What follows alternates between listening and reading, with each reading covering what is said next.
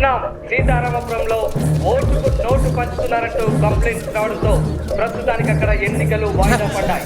ఇదిలా ఉంటే సీతారామపురంలో ఎన్నికల ప్రచారంలో ఇరు పార్టీలు జనాలకు ఓటుకు నోటు పంచుతున్నారని కంప్లైంట్ రావడంతో అక్కడి ఎన్నికలు ప్రస్తుతానికి వాయిదా పడ్డాయి. నిజ నిజాలు తెలుసుకోవాలని ఎన్నికల కమిషన్ అధికారి సంబంధిత జిల్లా కలెక్టర్ కు ఆదేశాలు జారీ చేశారు. గత 15 ఏళ్లుగా మనమే కదా గెలుస్తున్నాం. మనకన్నా డబ్బులు పంచి పెడుతున్నామని ఎవడో కంప్లైంట్ ఇచ్చాడనా, అందుకోసం ఎన్నికలు ఆపేశారనా, టీవీలో చూపిస్తున్నారనా. అరే అసలు నువ్వేం చేసావో నీకు తెలుస్తుందా? ఊర్లో జనాల మీద కంప్లైంట్ ఇవ్వడం ఏంట్రా? అయినా ఓట్ల కోసం డబ్బులు తీసుకోవడం ఇదేమన్నా కొత్త విషయమా? మన ఊర్లో మాత్రమే జరుగుతుంది అనుకుంటున్నావా? దేశం మొత్తం ఇలానేరా జరుగుతుంది. మారాలరా, అందుకనే ఇలా చేశాను. ఏంటి? ఈ మార్పు దేశం మొత్తం రావాలి, దానికి మన ఊరే తొలి అడుగవ్వాలి. ఏం మాట్లాడుతున్నావురా? అవును, ఏ మార్పైనా ఒక్క అడుగుతోనే మొదలవుతుంది. నేను వేసే ఈ అడిగే అది. అది కాదురా. ఓకేరా, బాయ్.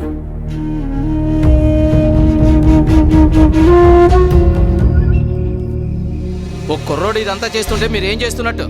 పైన మీ నాయకుల్ని సర్దుబాటు చేయడానికి నా తల ప్రాణం తోక్కొచ్చింది. ఆ కంప్లైంట్ గురించి మీ నాయకులు చూసుకుంటారు కానీ ఆ కుర్రోడు గురించి ఎక్కువ ఆలోచించకండి. అదేంటి అలా అంటారు? అవును, ఇప్పుడు ఇది మన ఊరి సమస్య మాత్రమే కాదు, రాష్ట్రం అంతా పెద్ద వార్త అయిపోయింది. అందరూ ఇప్పుడు మన ఊరి వైపే చూస్తున్నారు. అందుకే ఇప్పుడు ఆయన ఏం చేయకూడదు. ఒకవేళ ఏమన్నా చేసామనుకో కొంప కొల్లేరైపోద్ది. ఇన్నేళ్లుగా మనం ఒకరిపై ఒకరు పోటీ పడేది మన రాజకీయ లాభాల కోసమే. అలాంటిది ఇప్పుడు మన ఉనికే సమస్య వచ్చినప్పుడు మనం ఇంకా చాలా జాగ్రత్తగా ఉండాలి. కొంతకాలం సైలెంట్గా ఉందాం. ఎలాగా 10-15 రోజుల్లో ఎలక్షన్ నోటిఫికేషన్ వస్తుంది. ఆ తర్వాత చూద్దాం వాడి సంగతి. కానీ సమస్యల్లో ఒకటే, ఇప్పటికే ఎన్నికల్లో మనం చాలా డబ్బులు ఖర్చు పెట్టేశాం. తిరిగి అడిగితే జనాలు ఎగిరితంతారు.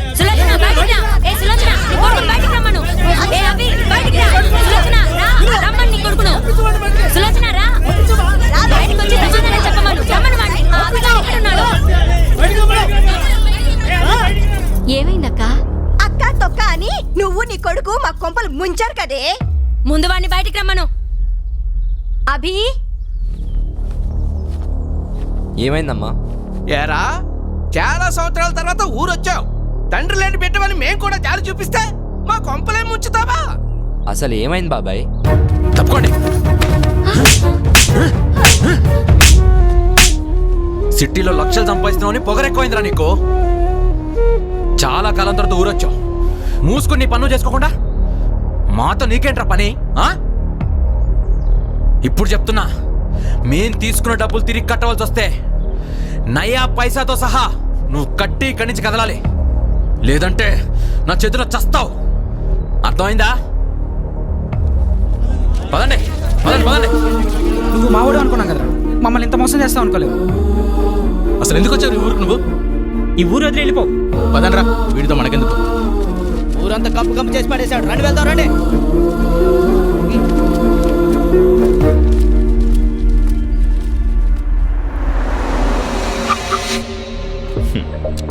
హలో, నువ్వు ఈ సిస్టమ్ని మార్చలేవు.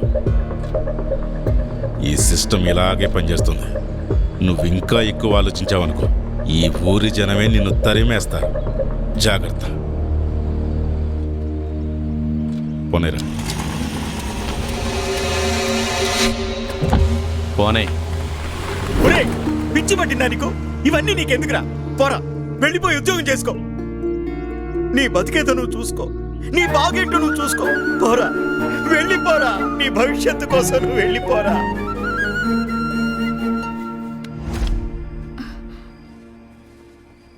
నాన్న అభి, ఏమైంది? నేనేమన్నా తప్పు చేశానా అమ్మా? నా వల్ల నీకు అనవసరంగా ఊర్లో వాళ్ళందరితో గొడవలు.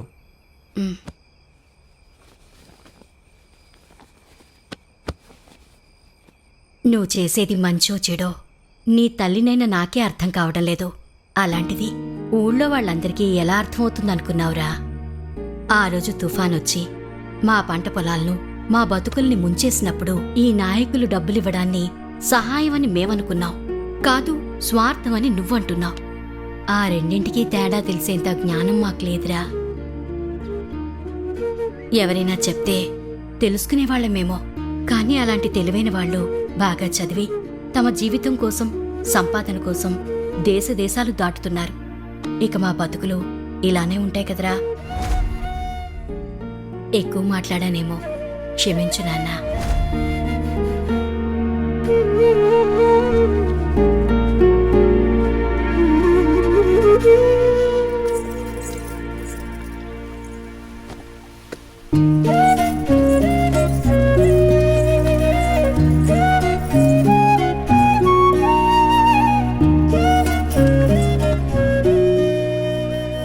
సిస్టమ్ను మార్చాలంటే ఇలా అగ్రెసివ్ డెసిషన్ తీసుకుంటే సరిపోదు.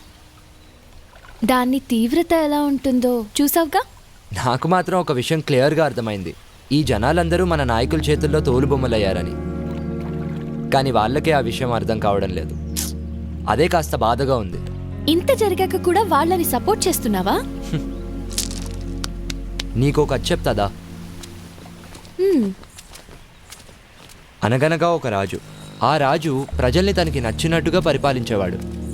ఒకవేళ ప్రజలకు ఏ విషయమైనా నచ్చక ఎదిరిస్తే రాజధిక్కార నేరం కింద అక్కడికక్కడే చంపేసేవాడు.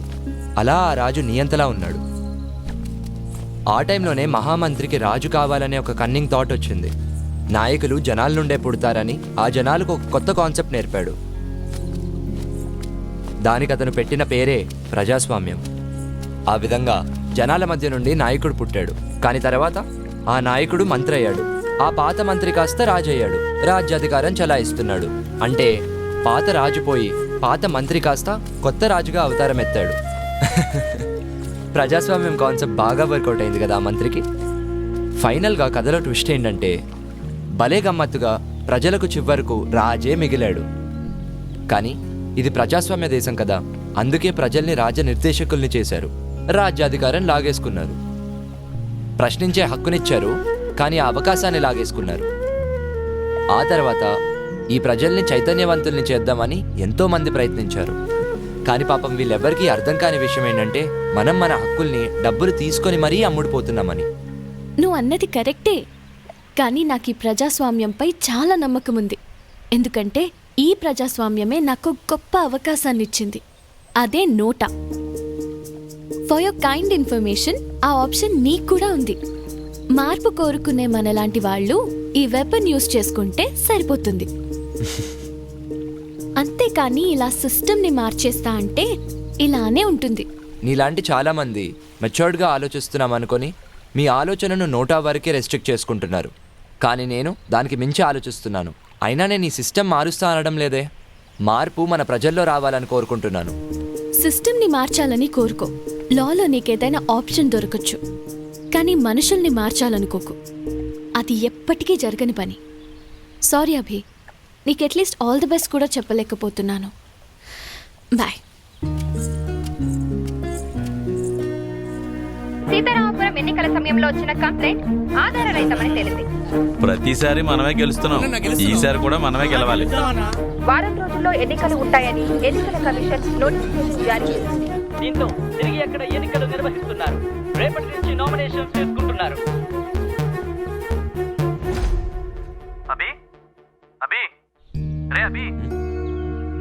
రేయ్, సారీరా, ఏదో ఆలోచనలో ఉన్నాను. మళ్ళీ కాల్ చేస్తాను.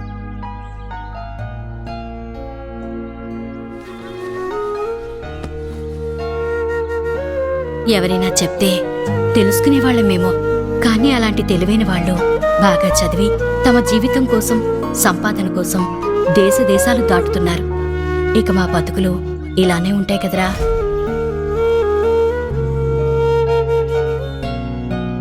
నేను ఈ ఊరు వదిలి ఎక్కడికి రాలేనురా. నన్ను ఈ నేలతల్లి బాగానే చూసుకుంటోందిరా.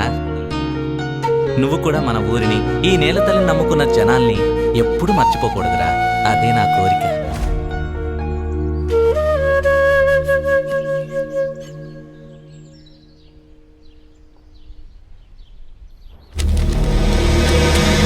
All the best. All the best.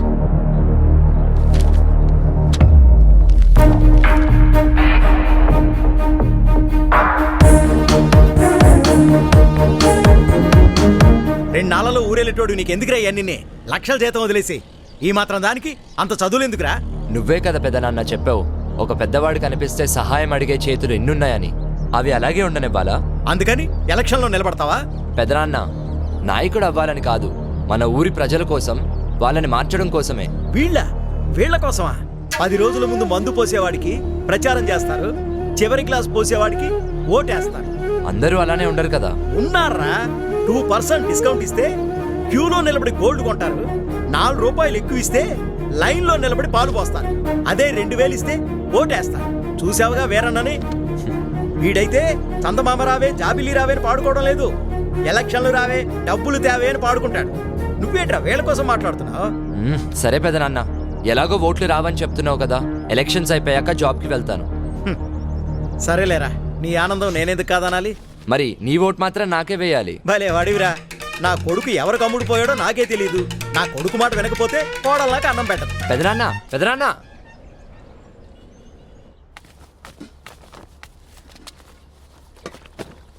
ఏమే లక్ష్మి, విన్నావా? ఆ అభిగాడికి పిచ్చి పట్టినట్టుంది. రేపు ఎన్నికల్లో నిలబడుతున్నాడంట. పట్నంలో బంగారం లాంటి ఉద్యోగం వదులుకొని ఇక్కడ నాయకుడు కావాలనుకుంటున్నాడు. పిచ్చాడు. చాలా మంచి పని చేశాడు. ఏంటి మంచి పనే? ఇదిగో మీ అందరికి ముందే చెప్తున్నా, ఈ ఇంట్లో ఏ ఒక్కడో ఆడికి మాత్రం ఓటేయద్దు. అయినా ఈ ఊళ్ళో ఆడికి అసలు ఓట్లే పడవలే. నీకేమైనా పిచ్చా? జాబ్ రిజైన్ చేయడం ఏంట్రా? అమ్మ చెప్తే కానీ నాకు అర్థం కాలేదురా. అయినా ఎక్కడో ఉండి మార్పు కోరుకుంటే సరిపోదురా, అందుకే ఇక్కడే ఉండిపోదామని నిర్ణయించుకున్నాను. అదేరా మా నాన్న చివరి కోరిక కూడా. ఈ పొజిషన్కి రావడానికి నువ్వెంత కష్టపడ్డావో మర్చిపోయావా? నాన్న చనిపోయాక నువ్వు 4 సంవత్సరాలు ఊరికి కూడా వెళ్ళలేదు కదరా. అవునరా, అప్పుడు ఊరికి దూరంగా ఉన్నాను కాబట్టే ఇప్పుడు పుట్టినూరు విలువ తెలుస్తుంది. అది కాదురా. రేయ్, డిసైడ్ అయ్యానని చెప్పాను కదా, నువ్వు కూడా టైం చూసుకొని వచ్చేయి. నిన్నే తిరిగి వచ్చేయమంటుంటే నన్ను అక్కడ రమ్మంటావేంట్రా నువ్వు? రేయ్, ఉద్యోగం వదిలి రమ్మనడం లేదు, నీ ఫ్రెండ్కి తోడుగా ఉండడానికి రమ్మంటున్నాను. అయినా నిన్ను అడగడం లేదు, ఆర్డర్ వేస్తున్నా. సరే బాయ్. ఈ జనాల కోసమేనా ఇదంతా? హే, నువ్వెప్పుడొచ్చావు? సరే దా కూర్చో. కూర్చోటం కాదు, నువ్వు అసలు ఏం చేస్తున్నావో నీకు అర్థమవుతుందా? ఇప్పుడు ఏమైంది? వద్దభి, తప్పు చేస్తున్నావు. ఎన్నో ఛాలెంజెస్ ఎదుర్కొని ఈ రోజు లైఫ్ లో ఈ స్థాయిలో ఉన్నావు. అమ్మని ఇక్కడి నుంచి తీసుకెళ్లి సంతోషంగా బ్రతుకుదాం అనుకున్నావు. అది మానేసి ఈ పనికి మాలిన రొచ్చులో ఎందుకు ఇరుక్కుంటున్నావు? నేను ప్రజల్ని మార్చలేనని ఛాలెంజ్ చేసావుగా. నాకు ఛాలెంజింగ్ జాబ్స్ అంటే చాలా ఇష్టం. నువ్వు విసిరిన ఛాలెంజ్ని నేను అప్పుడే యాక్సెప్ట్ చేశాను. హే, ఏదో సరదాగా అన్నాలే. అయినా అందరిలో మార్పు రావాలని కోరుకుంటే సరిపోదు, ముందు ఆ మార్పు నాలో రావాలని చాలా ఆలస్యంగా తెలుసుకున్నాను. ఆ మార్పే ఇది.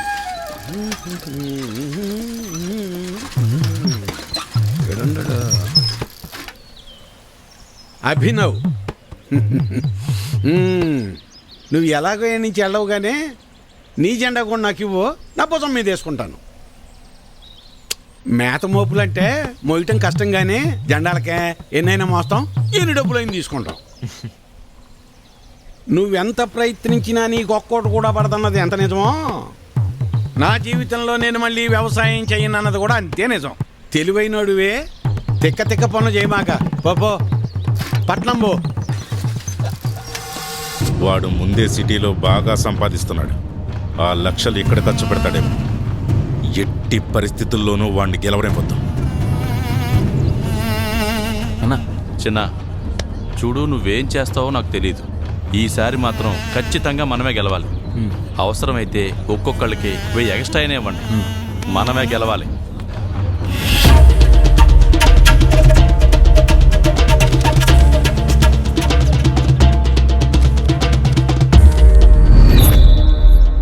అభిబాబు,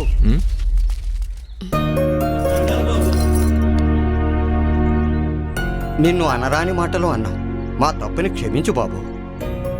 అవును బాబు, మా తప్పుని క్షమించు బాబు. సులోచన, నీ కొడుకు మా పాలిటి దేవుడు. ఆ విషయం మేము తెలుసుకోలేకపోయాం. నిన్ను కూడా నానా మాటలు అన్నాం, మమ్మల్ని క్షమించు.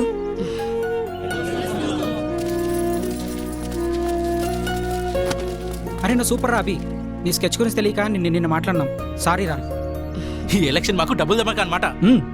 సరే మామ, అయితే సాయంత్రం గ్రౌండ్కి వచ్చాయి, ఆడుకుందాం. బాయ్. బాయ్ రా.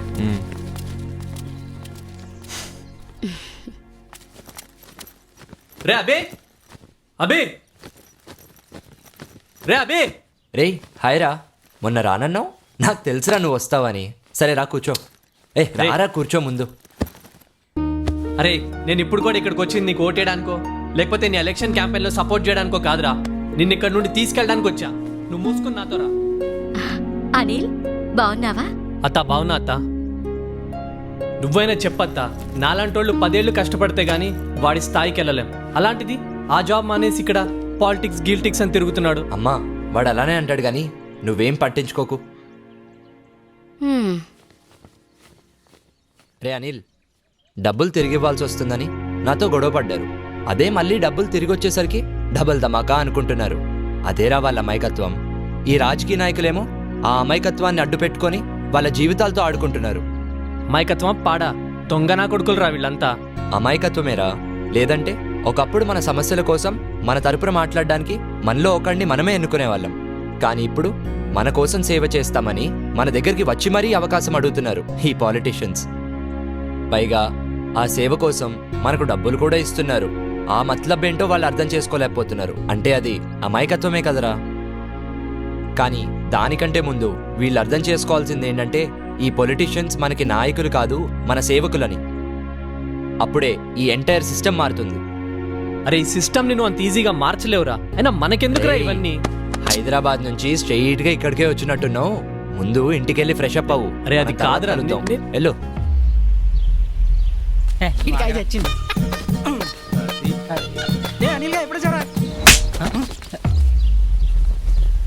వాడేదో మంచి చేద్దామని వస్తే మీరు కూడా ఏంట్రా ఊరోళ్ళతో కలిసి?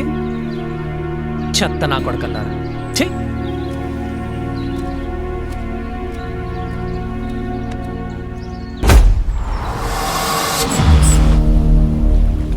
ఊరిని మార్చడానికి వచ్చాడేమో అనుకున్నా. ఈ పిల్లల లైన్లో పెట్టడానికి వచ్చాడా?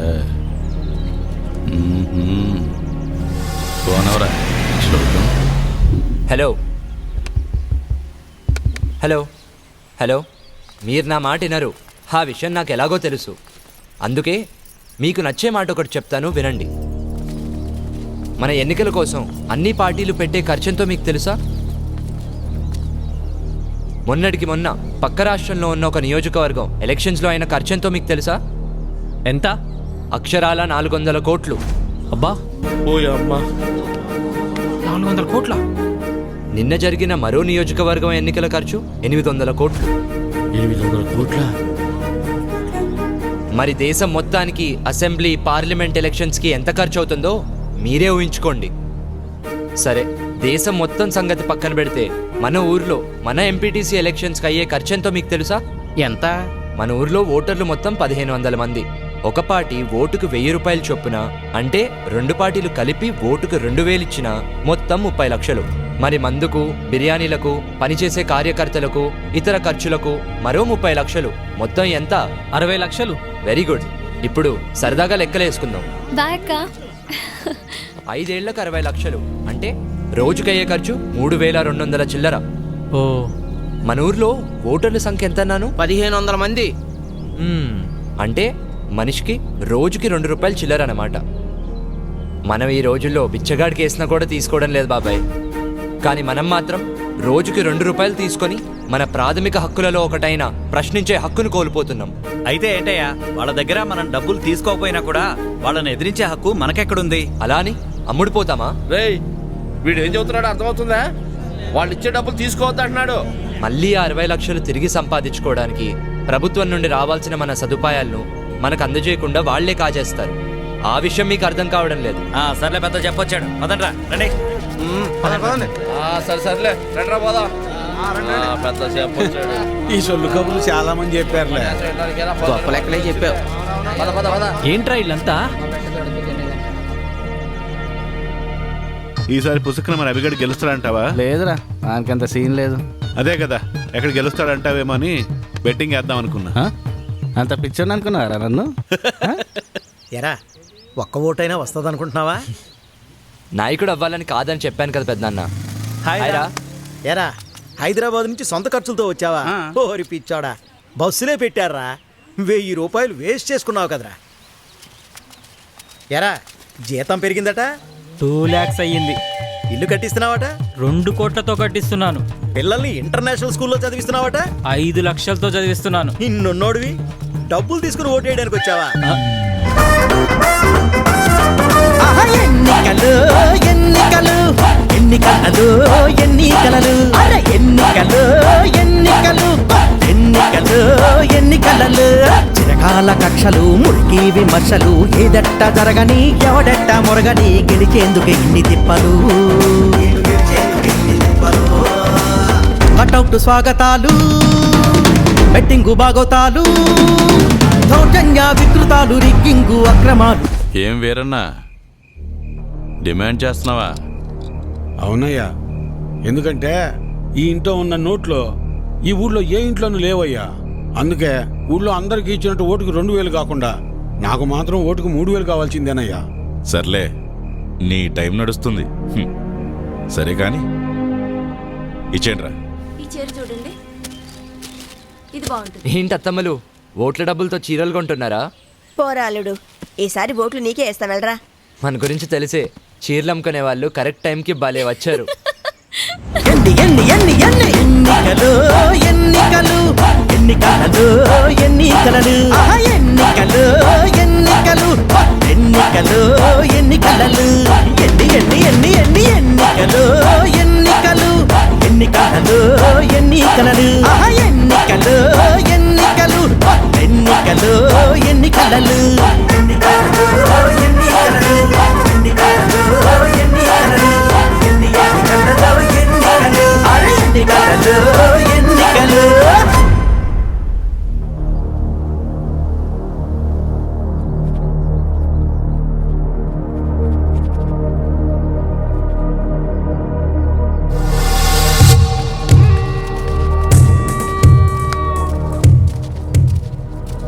రే అడిగి ఫోన్ చెయ్యి రమ్మను. ఈ ఓట్లు మనయే.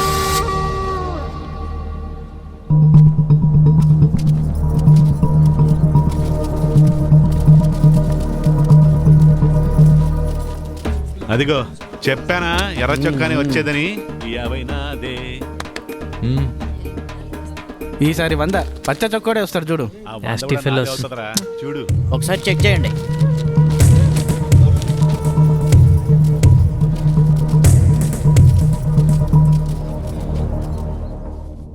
ఏమే లక్ష్మి, తొందరగా రావే. వస్తున్నానయ్యా. తొందరగా రావాలి. నువ్వు నీ హడావిడి. ఈ రోజు ఎలక్షన్ పండుగ. ఈ రోజే మనందరికి సంక్రాంతి. అమ్మాయి కమలమ్మ, రమమ్మ, రండి అమ్మా.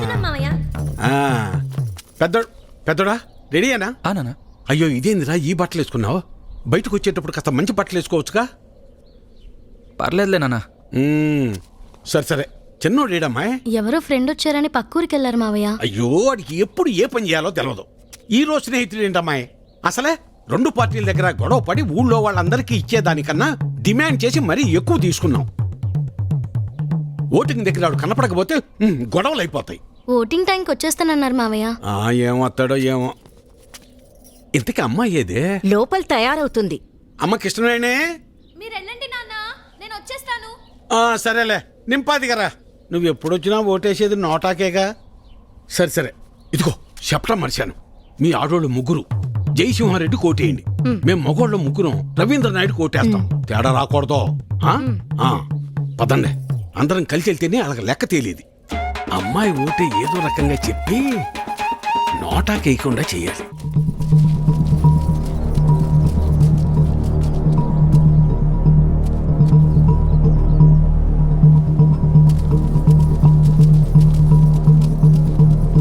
నమస్తే sir.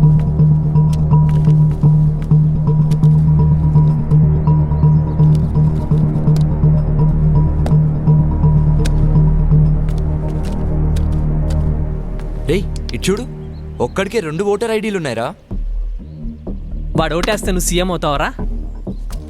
Ray ray ray please రా, ఆగ్రా, కూర్చోరా. కానీ అదేంటి ఒక్కడికి 2 ఐడీలు ఎందుకున్నాయంటావు?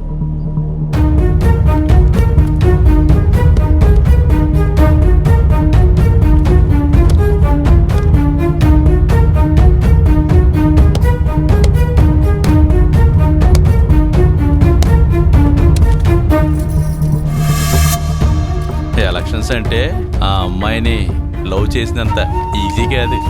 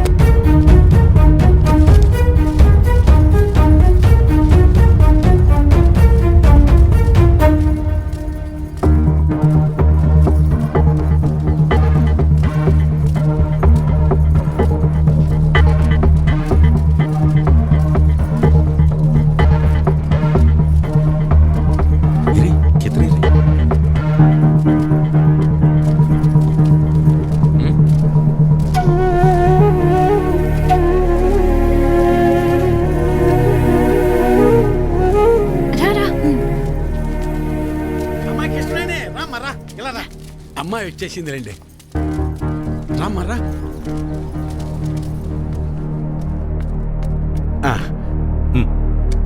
మల్లాది వీరన్న సార్. మల్లాది వీరన్న. ఓకే, ఇలా మడత పెట్టి అందులో వేయండి.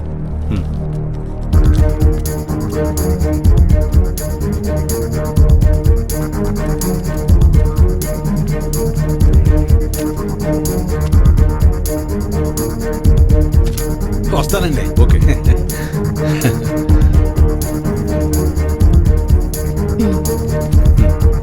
ఓకే, ఇలా మడత పెట్టి అందులో వేయండి.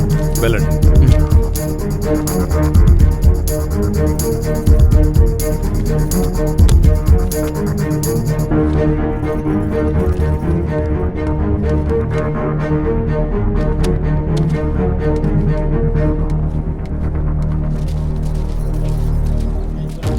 ఎరా మన వాళ్ళంతా వచ్చారా? లేదన్నా. టైం అయిపోతుందిరా, ఇంకా రాకపోవడం పెట్టి త్వరగా వెళ్ళి తీసుకురా. వేరన్నా, ఇంకొకరు రావాలి తొందరగా, టైం అవుతుంది. ఎప్పుడు వస్తాడు?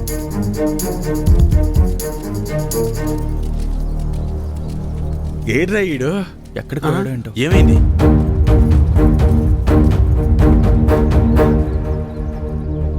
టైం అయిపోతుంది.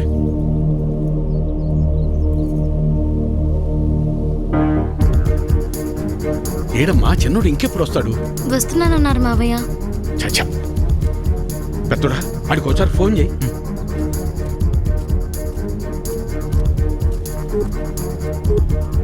The number you are trying to call is currently not reachable. Please try again later. Phone కలవట్లేదు నాన్న. సరే, ఇప్పుడు ఏం చేద్దాం? అమ్మాయి మీరు ఏరే ఉండండి, నేను వెళ్ళేసి వస్తాను. నేను తీసుకొస్తాను రా పెద్దోడా.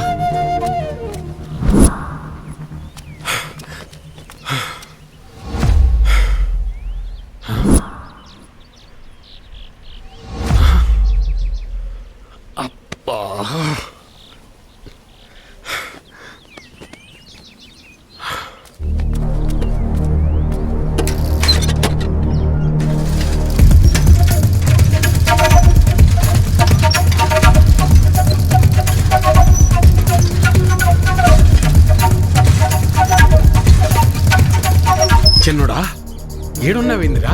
ఓటింగ్కు రాకుండా? ఏం లేదు నాన్న, ఫ్రెండ్ ఇక్కడ వదిలేసి వెళ్ళిపోయాడు. ఎవరైనా వస్తే లిఫ్ట్ అడుగుదామని చూస్తున్నానంతే. సరేరా, బయలుదేరు, టైం అయిపోతుంది రా.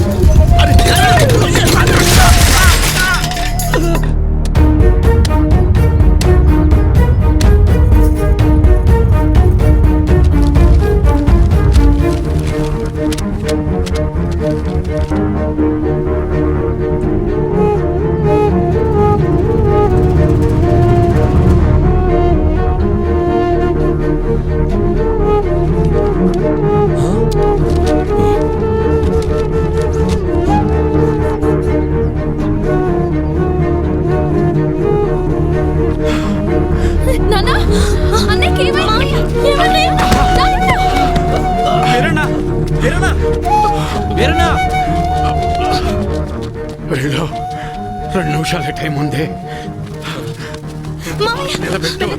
తొందరగా వెళ్ళు. లేవిరన్నా. ఏమైందయ్యా? మెల్లగా లే.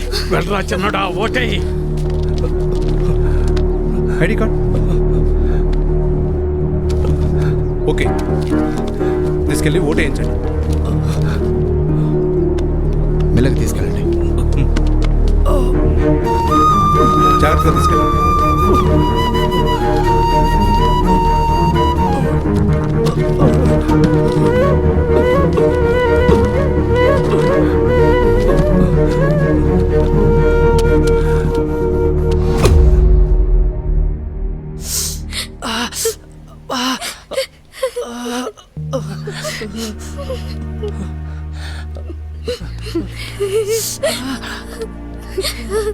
రావద్దు,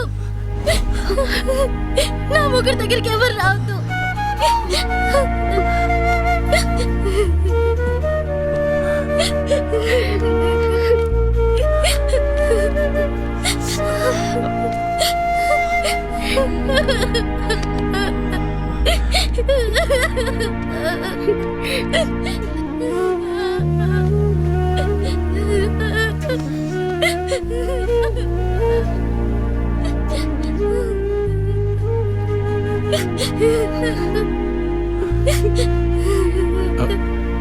చక్రి, ఈ రోజు నా భర్తకి ఇలా అయిందంటే దానికి కారణం మీరందరూ.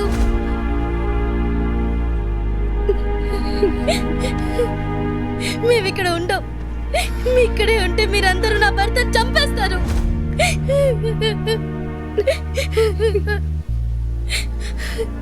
మీరంతా బానే ఉంటారు, నా పరిస్థితి ఏంటి? ఓ, వితంతు పెన్షన్ వస్తుంది, బతికే అంటారేమో.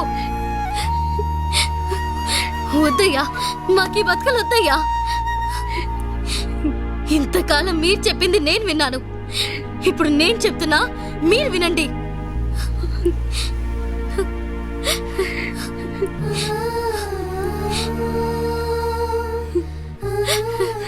మా నాన్న మమ్మల్ని వదిలేయండి, మా బతుకలు మమ్మల్ని బతకనివ్వండి. ఇలా బతకడం కూడా ఒక బతికేనా నాన్న? ఈరోజు జరిగింది చాలు, ఇక నుంచి ఇలాంటి దారుణాలు మేము చూడలేం. అవునయ్యా, నువ్వేం వాళ్ళ జీవితాల్ని బాగుపరచాల్సిన అవసరం లేదయ్యా. వాళ్ళ బతుకుల్ని వాళ్ళని బతకనిచ్చి